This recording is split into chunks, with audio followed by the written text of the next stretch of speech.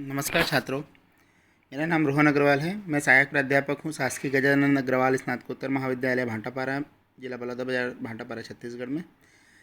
मेरा आज का टॉपिक एमकॉम 4 सेमेस्टर के करारोपण एवं लेखांकन के यूनिट 4 का विषय उद्गम स्थान पर कर की कटौती या deduction of tax at source है। जैसा कि हम नाम से समझ पा रहे हैं कि जब कोई व्यक्ति किसी आय का भुगतान करता है और आय का भुगतान करते समय ही निर्धारित दर से कर काट ले और शेष रकम जो है वह प्राप्तकर्ता को दे और काटी गई रकम को सरकारी खजाने में जमा कर दे, तो इस प्रकार की कर कटौती उद्गम स्थान पर कर की कटौती कहते हैं। अर्थात जिस स्थान पर आय का उदय हो रहा है उसी स्थान पर कर का काट लिया जाना ही आपका उद्गम स्थान पर कर की कटौती का कहते हैं उसे, या इसे शॉर्ट टर्म में TDS भी कहा जाता है। वर्तमान में निम्नलिखित आयों के संबंध में उद्गम स्थान पर कर की कटौती का प्रावधान आयकर अधिनियम की धारा 192 से 196 तक किया गया है। सबसे पहले हम देखते हैं वेतन पर कर की कटौती, धारा 192 के अंतर्गत।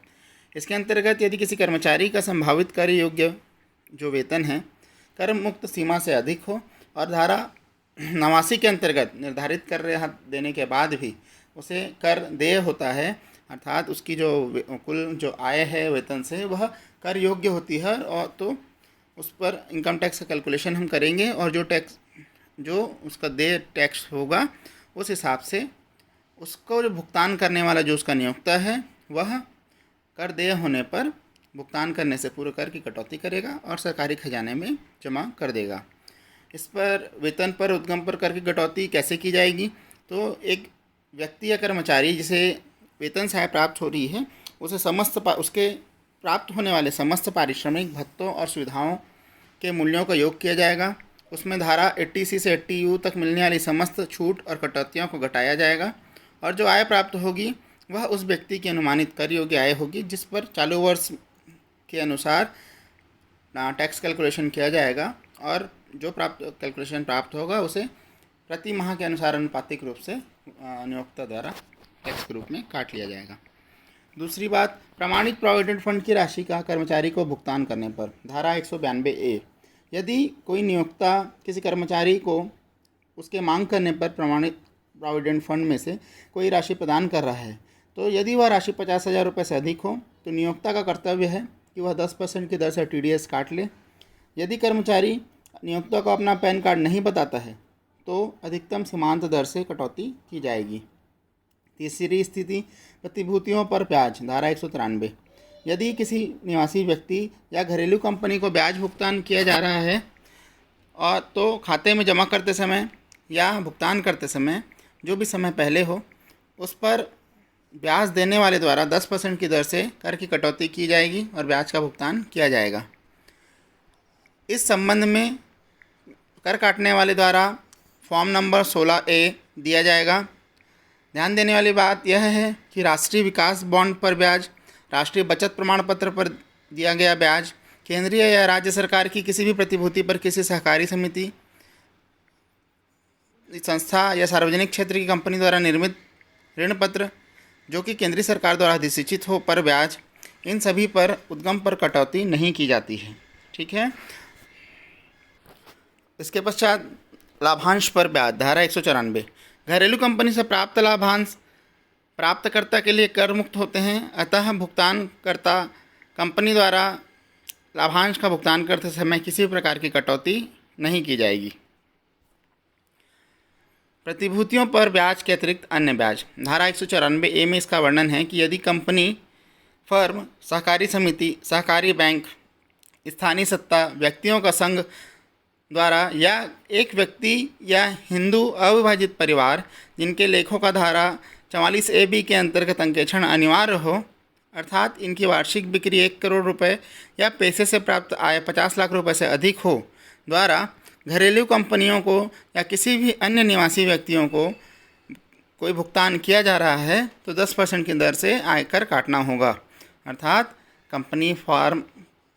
सहकारी समिति, बैंक है या किसी भी प्रकार का हिंदू अविभाजित परिवार जिसके 44AB के अंतर्गत अंकेक्षण अनिवार्य हो, इनके द्वारा किसी भी व्यक्ति को या कंपनी को, घरेलू कंपनी को भुगतान होगा तो 10% की दर से आयकर काटा जाएगा। इसमें ध्यान देने वाली बात यह है कि बैंकिंग से जुड़े हुए किसी भी कंपनी या सहकारी समिति द्वारा दी गई राशि या डाकघर द्वारा ऐसी स्कीमें जो केंद्र शासन द्वारा घोषित की गई हों, इसके अंतर्गत अगर ब्याज दिया जा रहा है और वह ब्याज जो है वित्तीय वर्ष में 10,000 रुपये से अधिक नहीं है, या अन्य दशाओं में जो ब्याज है वो 5,000 रुपये से अधिक एक व्यक्ति को नहीं दिया जा रहा है, तो TDS आपका नहीं काटा जाएगा। अन्य स्थिति देखें तो लॉटरी अथवा वर्ग पहली आदि के इनाम से आय, इसका वर्णन धारा 194B में, और घुड़दौड़ से जो आय होती है उसका वर्णन 194BB में किया गया है। इसके अनुसार लॉटरी, वर्ग पहली, ताश के खेल या अन्य प्रकार के खेल के इनाम या घुड़दौड़ से जीत धारा 194BB के अंतर्गत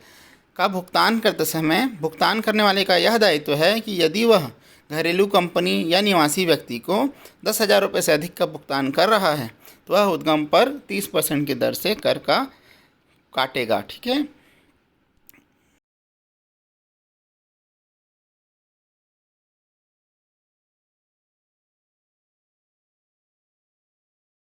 अन्य स्थिति में ठेकेदारों या उप ठेकेदारों को भुगतान पर कर, यदि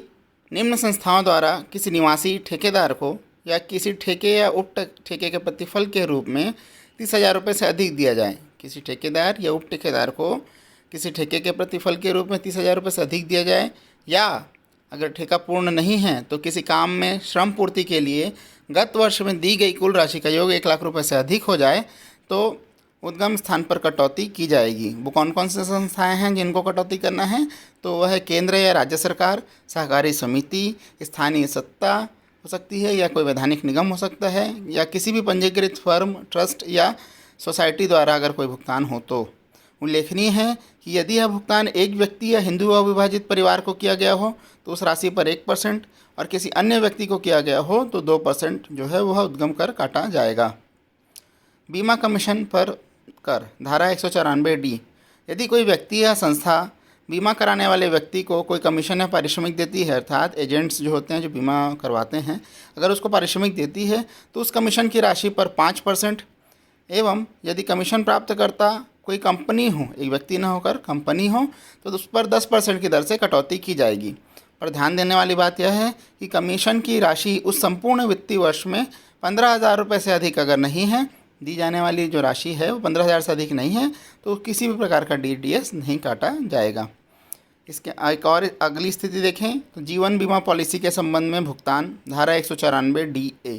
यदि कोई व्यक्ति किसी निवासी को जीवन बीमा पॉलिसी के अधीन किसी राशि या बोनस का भुगतान कर रहा है तो वह 1% की दर से कर की कटौती करेगा, परंतु यदि यह राशि आयकर अधिनियम की धारा 1010D के अधीन कर मुक्त हो या किसी वित्तीय वर्ष में भुगतान की गई राशियों का योग 1 लाख से अधिक ना हो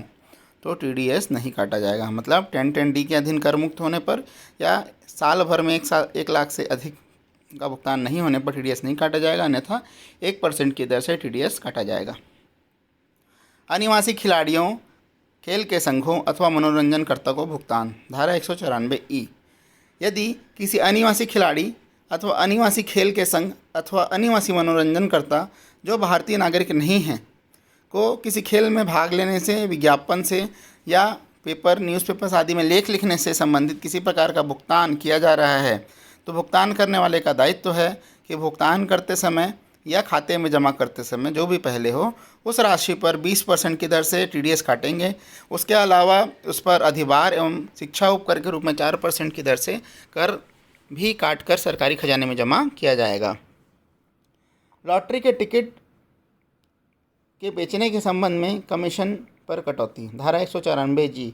यदि लॉटरी के टिकटों का स्टॉक रखने वाला या बेचने वाला व्यक्ति को 15,000 से अधिक पारिश्रमिक या कमीशन या इनाम की राशि का भुगतान करने वाले का दायित्व है कि वह भुगतान करते समय 5% की दर से कर काट ले। अर्थात यदि कोई लॉटरी का टिकट बेचने का काम कर रहा है तो इसको उसके नियोक्ता द्वारा 15,000 रुपये से अधिक का पारिश्रमिक भुगतान किया जाए, या कोई लॉटरी के टिकट जीत जाता है तो उसे अगर 15,000 से अधिक का इनाम लगा है तो उसको भुगतान करने से पूर्व वह 5% की दर से लॉटरी के टिकट पर कर काटेगा। ठीक है। इसके अलावा देखें तो कमीशन या दलाली की आय से कर की कटौती धारा 194H, यदि कि एक व्यक्ति जिसे धारा 44AB के अंतर्गत अंकेक्षण कराना आवश्यक हो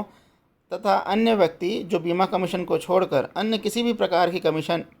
का किसी निवासी व्यक्ति को भुगतान करता है, अर्थात कौन, 44A के अंतर्गत अंकेक्षण कराने वाला और ऐसा व्यक्ति जो बीमा कमीशन के अतिरिक्त कोई अन्य भुगतान कर रहा है। किसको कर रहा है? एक निवासी व्यक्ति को कर रहा है। तो इस राशि पर 5% की दर से TDS काटने का उनका कार्य होगा। यदि यह राशि 15,000 रुपये से अधिक नहीं है, अर्थात भुगतान की गई राशि 15,000 से कम हो, तो कर की कटौती नहीं की जाएगी।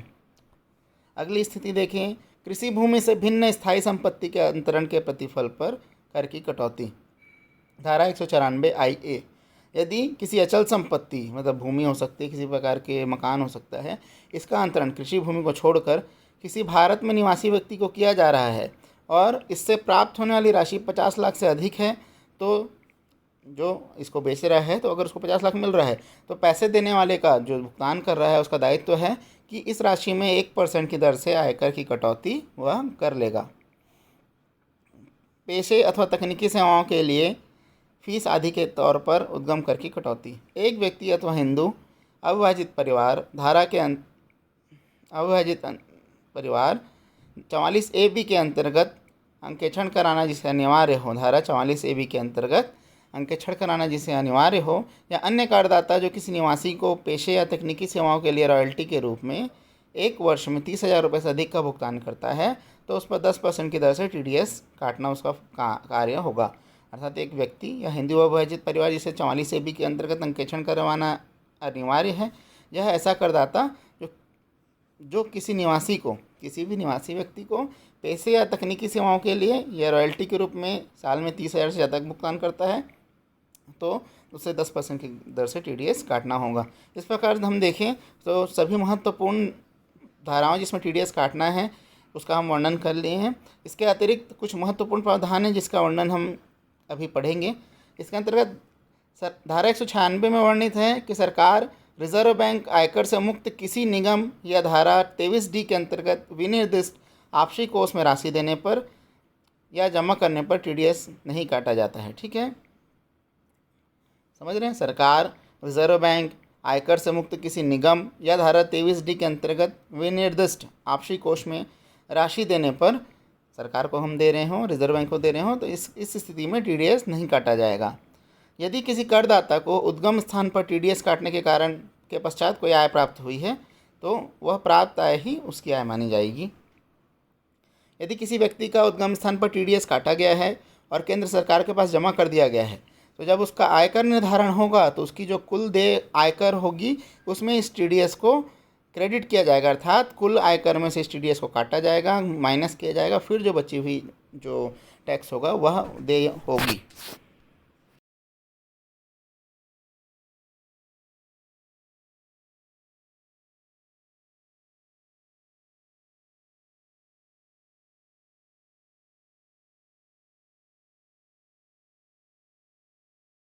प्रत्येक उद्गम पर कर काटने वाले व्यक्ति का यह भी दायित्व होगा कि वह निश्चित समय के भीतर काटा गया कर भारत सरकार के खाते में जमा करा दे।